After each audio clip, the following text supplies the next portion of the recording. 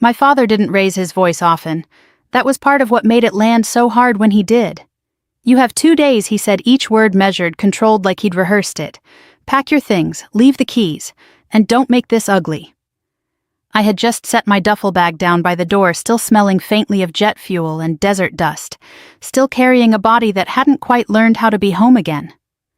My mother stood behind him with that soft, careful expression she wore when she wanted to look reasonable while saying something unforgivable.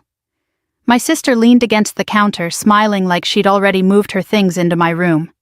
And I stood there in the entryway of the house my grandfather built with his own hands, listening to the sound of something breaking that no one else in the room could hear. I didn't argue. I didn't ask questions. I didn't even blink right away. There are moments when your training takes over before your emotions can catch up, and that was one of them. In the army, you learn quickly that reacting too fast can cost you everything. You learn to assess, to observe, to wait. So I waited. I let the silence sit between us until it became uncomfortable, until my father shifted his weight slightly like he expected me to fill it with protest. "You heard me," he added, quieter now but sharper. "This isn't up for discussion." "I heard you," I said. That was all. My mother exhaled like she'd been holding her breath.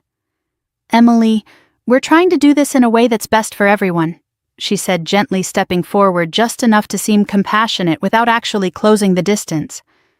"The house is too much for you to manage alone, especially with your schedule, and with Chloe getting married." "With Chloe getting married?"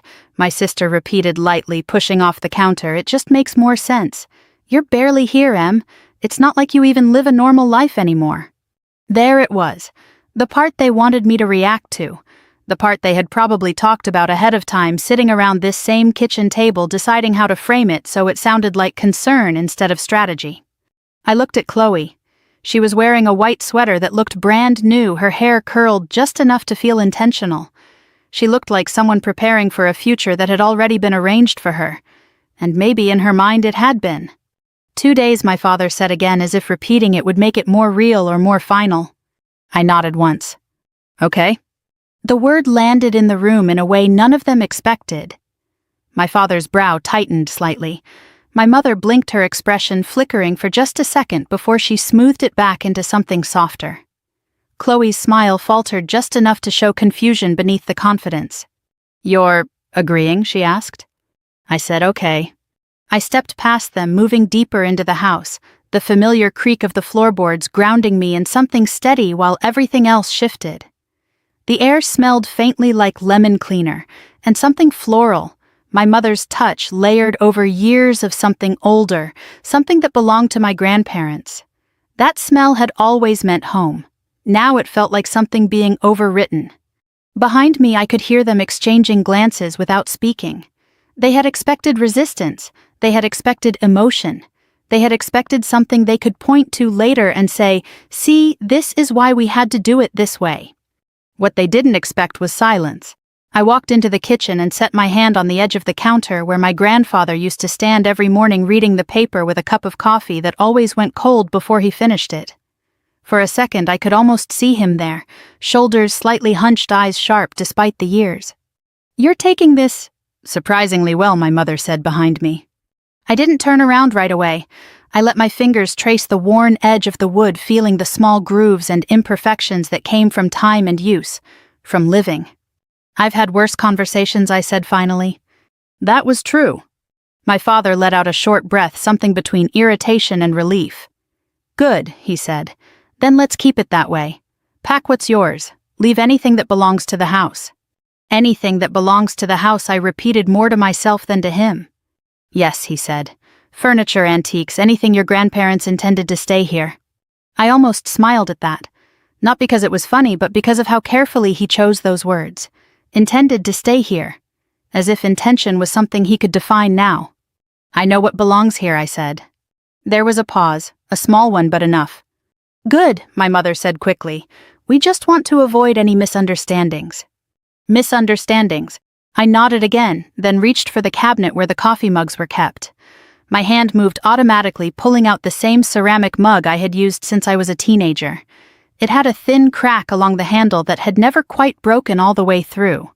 "Emily," Chloe said, her voice lighter now, almost teasing, You're really just going to leave, no fight, no speech. I glanced at her over my shoulder. Would that make this easier for you? Her smile returned, but it didn't reach her eyes this time. Not easier, just expected. Then I guess I'm not in the mood to meet expectations today. I filled the mug with water and set it in the microwave, the soft hum filling the silence that followed. It gave me a moment to think without them watching my face too closely. Because the truth was, there was something they didn't know. There was something upstairs behind a wall they had always been curious about, but never understood. A safe my grandfather had installed years ago, the kind that didn't draw attention unless you knew exactly where to look. They had always assumed it held something valuable, something worth taking. They were right. Just not in the way they thought. By the time the microwave beeped, I had already made my decision. I would pack. I would label boxes. I would move through the house like someone preparing to leave. And I would let them believe they had already won. Because sometimes the fastest way to lose control is to think you already have it. I took the mug out, wrapped my hands around it, and turned back toward them. "I'll be out by Friday," I said. My father nodded, satisfied. My mother gave me a small, approving smile. Chloe looked almost disappointed. Behind all of them, the hallway stretched toward the stairs that led to the second floor. Toward the study. Toward the safe. And by the time my mother started calling me later that night, her voice tight, asking if I had found somewhere to stay, if I needed help, if we could talk about this like a family. It was already too late. By the time they gave me those 2 days, they believed the story was already written. In their version, I was the difficult one, the distant one, the daughter who chose a life of uniforms and deployments over family dinners and predictable routines. It made things easier for them, that way cleaner. If I had been the one who left first, then what they were doing now wouldn't look like abandonment. It would look like adjustment. But that wasn't how it happened. The truth is, I didn't leave this house. Not really. Not in the ways that matter. Even when I was stationed across the country, even when I was halfway across the world, there was always a part of me anchored here. In the walls, my grandfather painted himself in the porch boards my grandmother used to sweep every morning before the sun fully came up, in the quiet rhythm of a place that had never needed to prove its worth to anyone. My grandfather wasn't a loud man. He didn't give speeches. He didn't repeat himself. When he spoke, it was usually after he had already thought something through, completely the kind of thinking that didn't need to be explained because it had already been decided. Character shows up when it's inconvenient, he told me once years ago when I was still trying to figure out what kind of officer I wanted to be. Not when it's easy, not when people are watching, when it costs you something. At the time I nodded like I understood. I thought I did. I didn't not fully until much later. It started small. It always does. My grandmother forgetting where she left her keys, leaving the stove on, asking the same question twice in the span of 5 minutes and then laughing it off like it didn't matter. My parents called it normal aging. They said everyone goes through a phase like that. But it didn't stay small. I was in my 2nd year of active duty when the calls started coming more often. Not from my parents, from neighbors, from the pharmacy down the street, from the home nurse who had been hired quietly without much discussion. She missed her medication again, the nurse told me one afternoon while I was sitting in a briefing room, trying to keep my attention on a screen full of logistics data. And your grandfather, he's doing his best, but he can't keep up with everything. I remember stepping out into the hallway, pressing the phone tighter against my ear, feeling the distance between where I was and where I needed to be like a physical weight. "I'll handle it," I said. And I did. At first, it was weekend trips. Red-eye flights, rental cars, quick drives from the airport straight to the house. I would land, go straight to the pharmacy, restock what was missing, organize pills into labeled boxes, write instructions in large, clear letters, and tape them to the cabinet doors. Then it became more frequent. I started adjusting my leave time around doctor appointments. I learned the names of medications I had never heard of before, learned how to read lab reports, how to ask the right questions without sounding like I was panicking. My grandfather never asked me to do it. He never had to. "You don't have to come," every time he told me once, standing in the kitchen while I rinsed dishes that had been sitting too long in the sink. "You've got your own life." "I know," I said. He watched me for a moment, then nodded like he understood something I hadn't said out loud. "Still," he added quietly, "you're the only one who does." That was the part no one else ever saw. My parents had reasons. They always had reasons. There was a business trip, a client dinner, a fundraiser that couldn't be missed.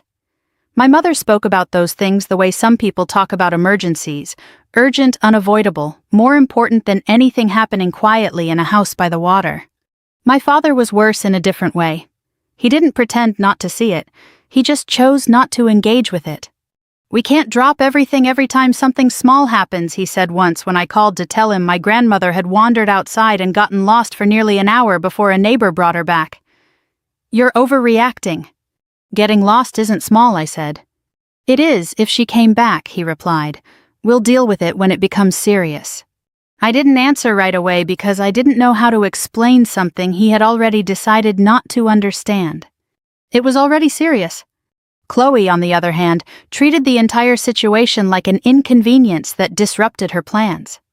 She came by once, maybe twice during those early months. She brought flowers, took pictures in the garden, posted one online with a caption about cherishing time with family, and left before dinner because she had reservations in the city. I remember standing at the sink that day, watching her through the window as she laughed on her phone, her voice bright and effortless. "This place just feels old," she said, not even lowering her voice. "I don't know how they stand it." My grandmother was asleep in the next room. My grandfather heard every word. He didn't say anything then. He rarely did in moments like that. But I saw the way his jaw tightened, the way his shoulders squared just slightly, like he was bracing himself against something he couldn't stop. That look stayed with me. It came back more often as time went on, as the days blurred together into routines that felt less like visits and more like maintenance, as I became the one who knew which bills needed to be paid, which pipes needed fixing, which neighbors could be trusted to check in when I wasn't there. I wasn't living in the house, but I was the one holding it together. When my grandmother passed, the house went quiet in a way that felt permanent, not empty, just different, like something essential had shifted and couldn't be put back the way it was. My grandfather changed after that. He became quieter, yes, but also sharper, more focused, like grief had stripped away whatever patience he had left for pretending things were better than they were. 2 weeks after the funeral, I was helping him into bed when he reached out and caught my wrist, his grip firmer than I expected. "They think I don't see it," he said. I knew immediately who he meant. "I don't think they're trying to hide it," I replied carefully. He let out a breath that sounded almost like a laugh, but without any humor in it. "They're not waiting for me to get better," he said. "They're waiting for me to be done." The words hung in the air between us, heavy and undeniable. I didn't argue, because I had seen it too. "I'm not going anywhere tonight," I said instead. He studied my face for a moment, then nodded, releasing my wrist. "I know," he said. "That's the point." That was the night I understood something I hadn't been ready to admit before. This wasn't going to end the way my parents thought it would. It wasn't going to be a quiet transition, a simple transfer of ownership from one generation to the next, wrapped in polite words and family obligations. It was going to be a test, not of who was related, but of who had actually shown up when it mattered. And in that test, there was only one answer my grandfather trusted. It wasn't the one my family was counting on. A week after that conversation, my grandfather asked me to drive him into town. He said it casually, like it was nothing more than a routine errand. "I need to stop by an office near the marina," he told me over breakfast, his voice steady, almost too steady. "Just some paperwork I've been putting off." I didn't ask questions, not because I wasn't curious, but because I had learned over the past year that when he chose to explain something, he would. And when he didn't, it was usually because he wasn't ready for anyone else to weigh in on it yet. The drive was quiet, the kind of quiet that wasn't uncomfortable, just focused. The road curved along the water, the late afternoon light reflecting off the surface in a way that made everything look softer than it really was. We pulled up in front of a small brick building with a brass plaque by the door. No flashy signage, no oversized windows, just a name. Daniel Mercer, estate attorney. Inside the office smelled faintly of paper and coffee, the kind of place where time moved slower, where conversations weren't rushed because they weren't meant to be. "I'll wait out here," I said, gesturing toward the row of chairs along the wall. My grandfather shook his head. "No," he said. "You're coming in." That was the moment I understood this wasn't routine. Daniel Mercer was older, maybe late 60s, with the kind of posture that suggested he had spent decades listening more than speaking. He stood when we entered, shook my grandfather's hand, then turned to me with a brief assessing look that lingered just long enough to register something before he nodded. "So this is Emily," he said. "Yes," my grandfather replied. "This is the one I told you about." There was something in the way he said it. Not proud, not emotional, just certain. We sat. The conversation that followed didn't move quickly. It wasn't meant to. Mercer walked through documents, timelines, options. He asked precise questions. He listened to the answers without interrupting, then wrote things down in a neat, deliberate hand. At first, I stayed quiet, absorbing what I could, piecing things together as they unfolded. Years earlier, my grandparents had drafted a will. A simple one. The house and most of the estate were set to pass to my father under the assumption that things would follow a predictable path. That family would behave like family. That assumption had changed. "Circumstances evolve," Mercer said calmly, sliding a document across the desk. "And sometimes so does the need for protection." Protection. That word landed differently than anything else he had said so far. My grandfather leaned back slightly in his chair, his eyes fixed not on the paper but on me.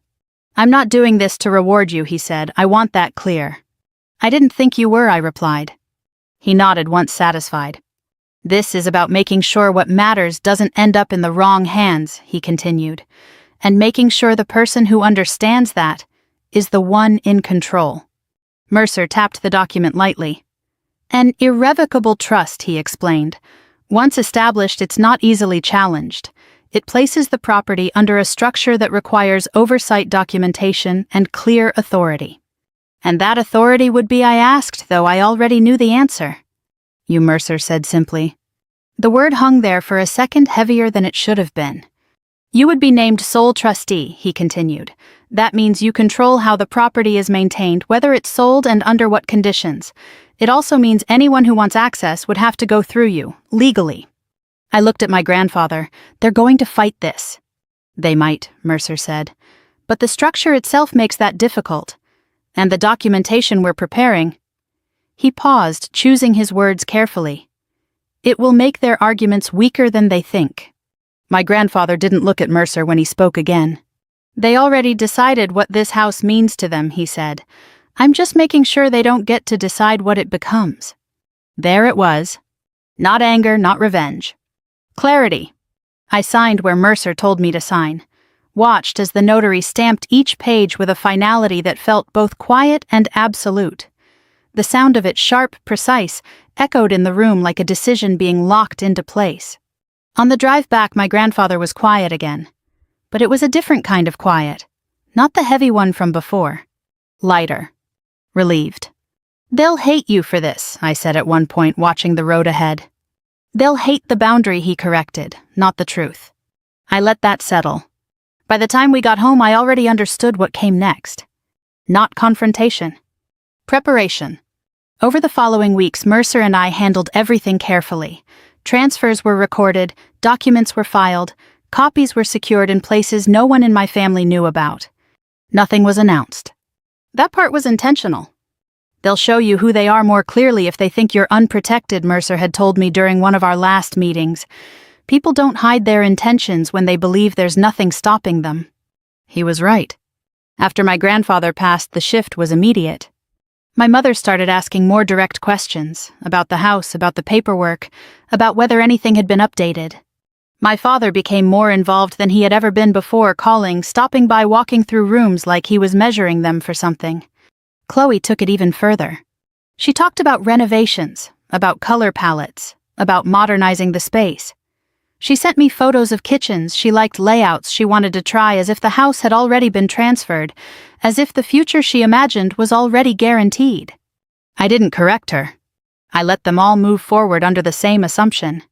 That everything would eventually belong to them. That I was just a temporary inconvenience. That assumption gave me something far more valuable than confrontation ever could. Time. Time to prepare something they would never see coming. The safe in the upstairs study had always fascinated them, not because they knew what was inside, but because they assumed it had to be important. So I made sure it was. Inside, I placed everything they would need to understand exactly what had happened and exactly what they had lost. A notarized copy of the trust. A letter from Mercer confirming its validity. A sealed envelope with my grandfather's handwriting on the front. A flash drive. And on top of it all, a single sheet of paper placed where it would be the first thing they saw when the door opened. I chose the words carefully. Simple, direct, impossible to misinterpret. If you are reading this because you came looking for something to take, then you already know why you were left out. I closed the safe and locked it. Then I waited. So when my father stood in the kitchen and told me I had 2 days to leave, I didn't argue. Because the deadline wasn't mine. It was theirs. Friday came colder than the rest of the week, the kind of gray afternoon that made the water beyond the trees look flat and metallic. The house felt different that day. Not tense exactly, more like it was waiting. Every room held the same quiet, the same stillness that settles in before something irreversible happens. I had packed enough to make it believable. Boxes labeled in black marker books, winter clothes kitchen, a suitcase near the door, a few empty spaces on the shelves where things used to sit. Anyone walking through would see exactly what they expected to see: a woman preparing to leave. What they wouldn't see was everything that hadn't moved. What they wouldn't see was the fact that I had already decided I wasn't going anywhere. They arrived just before 5. My father came in first, keys in hand, posture straight, controlled, the way he carried himself when he believed he was about to resolve something efficiently. My mother followed a step behind, her expression already arranged into something that could pass for concern if you didn't look too closely. Chloe came last, her heels clicking lightly against the floor, her eyes moving quickly across the room as if she was already imagining it differently. "Is that all?" she asked, glancing at the boxes. There was a faint edge of disappointment in her voice, like she expected more. "It's enough," I said. My father set his keys down on the table and looked around, once taking in the scene. "Good," he said. "Then let's not drag this out." He didn't ask how I was. He didn't ask where I was going. He went straight to the point. "The safe," he said. "We should go through it before you leave. Make sure everything is accounted for." There it was. Not a question. A step in a process he had already decided belonged to him. "It's in the study," I said. "Same place it's always been." He nodded, once already moving. I followed at a distance, not close enough to look involved, not far enough to miss anything. My mother hesitated for half a second, then went after him. Chloe fell in behind her, her curiosity no longer hidden. The study hadn't changed. The same desk, the same shelves, the same faint scent of old paper and cedar. It was the one room in the house that still felt entirely like my grandfather, untouched by anyone else's version of what it should be. My father went straight to the desk, opened the top drawer, and took out the small key that had always been kept there. He held it up for a second, turning it slightly between his fingers, as if confirming something to himself.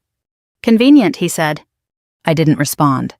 He moved to the wall, pressed his hand against the panel I knew he had always suspected concealed something, and slid it open. The safe sat behind it, solid and unremarkable, its surface dull from years of being left alone. For a brief moment no one spoke. Then he inserted the key. The click was quiet, almost insignificant. But it was the sound everything else had been waiting for. He pulled the door open. At first nothing happened. He stared inside, his posture unchanged, his expression unreadable from where I stood. My mother stepped closer, her heels softer now against the rug. "What is it?" she asked, her voice lower than before. He didn't answer. He reached in and took out the top sheet of paper. I watched his eyes move across the line. I watched the moment it registered. It wasn't dramatic. There was no sudden movement, no sharp intake of breath. Just a subtle shift, the kind you only notice if you're looking for it. The tightening of his jaw, the stillness that followed. My mother took a step closer. "What does it say?" she pressed. He handed it to her without speaking. She read faster at first, then slower, then again like she was expecting the words to rearrange themselves into something more acceptable. Behind her, Chloe leaned in impatience, replacing curiosity. "Can I see that?" she asked, reaching past her mother to grab the document. "What is this?" she demanded, her voice sharper now. "What does irrevocable even—" She stopped mid-sentence. For the first time since they arrived, the room went completely silent. Not the kind of silence that comes from people choosing not to speak. The kind that happens when no one knows what to say. My father reached back into the safe and pulled out the envelope with my grandfather's handwriting. He opened it more roughly than he intended, to the paper tearing slightly along the edge. He read it without moving his eyes, scanning quickly, then slowing. My mother's hand trembled slightly where it held the documents. This can't be right," she said. He wouldn't do this without telling us." "He did tell you," I said quietly. They all turned at once. Not because I raised my voice. Because I hadn't needed to. Chloe shook her head, already retreating into denial. No, this is manipulation. You were here. You were the one handling everything. You could have—" "Finish that thought," I said. She didn't. My father hadn't looked at me yet. He was still reading, still searching, as if there might be a sentence buried somewhere in the pages that would undo everything he had just learned. There wasn't. My mother found the flash drive next. "What is this?" she asked, her voice thinner now. "Play it," I said. She hesitated. For a second I thought she might refuse. Then she crossed the room, inserted it into the laptop on the desk, and clicked the file. The audio started with a soft crackle. Then my grandfather's voice filled the room. Older, weaker than it had been years before, but clear, steady, certain. "I am making this recording because I want there to be no confusion about my decisions," he said. "I am of sound mind. I understand exactly what I am doing." My mother closed her eyes. Chloe took a step back. My father finally looked at me. Not with anger. Not yet. With something closer to disbelief. "He said you would try to argue," I added, keeping my voice level, "that you would say he didn't understand what he signed." The recording continued. "I am not confused," my grandfather's voice said. "I am not being pressured. I am protecting what matters from people who only see it as something to take." The words settled into the room with a weight none of them could push back against. "I chose the one who showed up," he finished. No one spoke when the audio ended. My mother turned slowly, her composure gone, now replaced by something rawer. "Emily," she said, her voice breaking at the edges, "what did you do?" "I followed instructions," I replied. Chloe shook her head again, faster this time, like movement alone could undo what had just happened. "This isn't over," she said. "We can challenge this. We can—" "You can try," I said. My father closed the safe door with more force than necessary. The sound echoed slightly in the small room. For the first time he looked smaller. Not physically, but in the way people do when the outcome they assumed was inevitable slips out of reach. They left 10 minutes later. No speeches, no arguments. My mother forgot her purse and had to come back for it. My father didn't look at me as he walked out. Chloe did. If anger had a temperature, the room would have cracked. The door closed behind them. The house went quiet again. And then my phone started ringing. The first call came less than a minute after their car pulled out of the driveway. I watched the screen light up on the kitchen counter, my mother's name filling the space where her voice had been just moments earlier. I didn't move. I let it ring. Let it go quiet. Let it start again. By the fourth call, I picked up, not to answer, just to listen. Her voice came through immediately, breathless, stripped of the careful tone she had worn all week. "Emily, don't do this," she said, words tumbling over each other. "Please, just wait. Don't file anything else. Don't talk to anyone. We need to handle this as a family." I said nothing. There was a pause on the other end, the kind that comes when someone realizes they don't control the conversation anymore. "Emily," she pressed softer now. "Are you there?" I ended the call. The phone rang again within seconds. Then again. Then again. 30 minutes. That's how long it went on. Calls stacking one on top of the other, messages following in between, first urgent, then controlled, then urgent again. "Call me back. We can fix this. You don't understand what you're doing. Please." I saved every one of them. By the time the calls stopped, the house had settled into a different kind of quiet. Not the tense silence from before. Something clearer, cleaner. The next move came exactly the way I expected. Legal. My father filed a petition within 3 days. It was structured the way Mercer had predicted: clean language, reasonable tone, built around one central claim that my grandfather had not been in a sound state of mind when he signed the documents, and that I had exerted undue influence while acting as his primary caretaker. On paper, it looked controlled. Measured. Concerned. In reality, it was desperation with better formatting. Mercer called me the morning after the filing.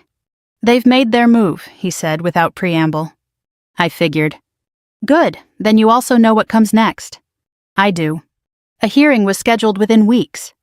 The time between moved differently than the days before the safe. Slower in some ways, sharper in others. Every interaction mattered. Every word carried weight. I didn't respond to my parents directly. I let everything go through Mercer. He built the case the same way he always did, methodically, without emotion, anchored in facts that didn't shift, no matter how they were framed. We compiled everything. Medical records confirming my grandfather's cognitive clarity at the time the trust was signed. Statements from the home nurse documenting who had been present during his care. Financial records showing who had paid for what and when. And then there were the messages. My mother's calls, my father's emails, Chloe's texts. One in particular stood out. It had been sent late at night, likely in frustration, and then unsent seconds later, but not before I had seen it. If she doesn't cooperate, Chloe had written, "Tell Dad to push the dead angle. She'll fold if she thinks everyone will find out." The dead angle. That was the first time I understood what had been driving all of this. Mercer confirmed it within days.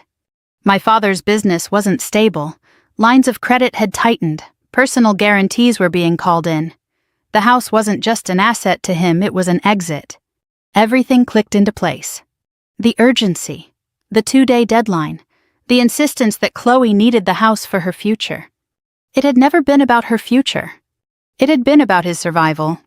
The hearing took place on a Thursday morning. The courtroom was smaller than most people expect.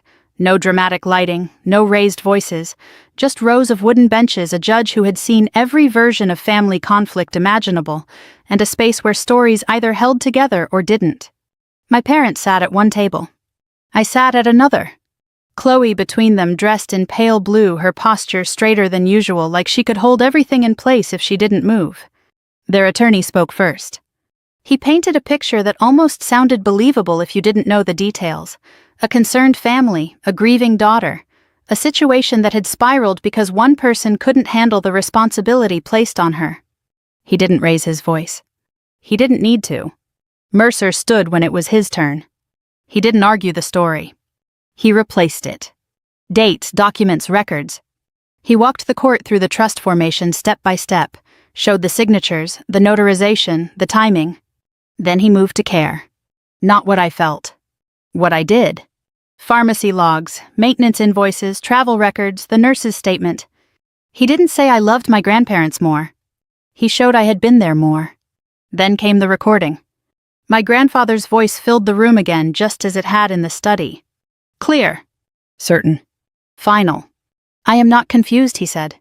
No one interrupted. No one objected. Because there was nothing to object to. Finally, Mercer addressed motive. Not aggressively. Just enough. Financial pressure, timing, the attempt to force me out before any legal review. My father was called to respond. He held it together at first, carefully worded answers, general statements. Then Mercer asked a simple question. "Were you under financial pressure at the time you attempted to assume control of the property?" There was a pause. "Not long, but long enough." "Everyone has pressure," my father said. Specifically, Mercer continued, "Were you seeking immediate control of the property in order to relieve that pressure?" Another pause. "This one longer." My father looked at the judge, then at his attorney, then briefly at me. And then he said it. "We needed her to cooperate," he replied, the control slipping just enough, so we could stabilize things. That was all it took. Not anger. Not accusation. Just truth said one step too far. The judge didn't react immediately. She didn't need to. When she ruled, her voice was steady. The trust was valid. The petition was denied. There was no evidence of undue influence. The documentation, she noted, overwhelmingly supported the structure as both intentional and appropriate. She went further. She addressed the attempt to remove me from the property before any legal resolution. She called it inappropriate, pressuring. She ordered them to cover a portion of my legal fees. And she set boundaries, clear ones. No access to the property. No direct contact outside legal channels. Not unless I chose otherwise. The room stayed quiet as she finished. My mother cried. Not softly. Not for effect. For real. Chloe didn't move. My father stood slower than before, his posture no longer as controlled as it had been when this started. They didn't look at me when they left. They didn't need to. 2 weeks later, my father stepped down from a board he had been part of for years. No announcement, no explanation. There didn't need to be one. People understand more than they say. That afternoon, I drove back to the house. The same road, the same turn, the same view of the water opening up between the trees. Nothing about it looked different. That was the point. I unlocked the door and stepped inside. The air felt the same, the quiet felt the same. I set my bag down in the entryway, walked into the kitchen and reached for the same ceramic mug I had held the day everything shifted. The crack along the handle was still there. Unchanged. I filled it, stepped out onto the porch and sat in the chair my grandfather used to favor in the late afternoons. For a long time I didn't think about the court, or the calls, or the words that had been said. I thought about the years before. The small things. The ones no one else had been there for. I didn't win because I fought harder. I didn't win because I outsmarted anyone. I won because I stayed. Because when it mattered, when it was inconvenient, unrecognized, and difficult, I didn't leave. And in the end, that was the only thing that held. If you've ever had someone try to rewrite your role in a story you lived through, I want you to remember this: truth doesn't need to be loud to be final. And before you go, I'd really like to hear from you. Where are you listening from right now? What time is it where you are? Drop it in the comments, and let me know how far this story reached you. We share stories like this every day, real, grounded, and worth your time. So if this one stayed with you, consider subscribing so you don't miss what comes next. Let's keep going together.